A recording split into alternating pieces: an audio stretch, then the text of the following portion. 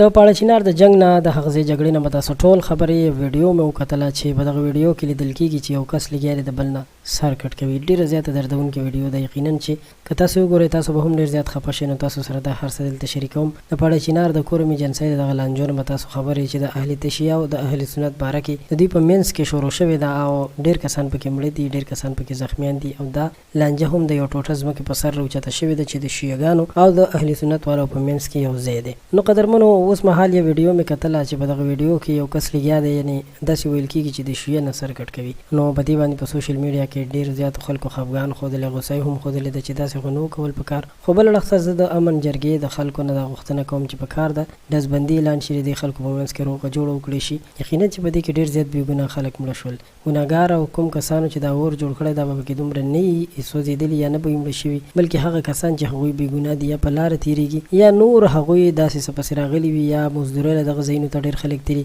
نو هغوی پکې اکثر وژل کېږي. نو پکار ده چې امن راشي، د امن دپاره غږ پورته کړی شي او د بدامنۍ نه په مستقل طور باندې ځانونه وساتي. دغه خلک چې دي دوی هم پکار دي چې خپل منځ کې لکه د وروڼو په شانتې زندګي او ژوند تېر کړي.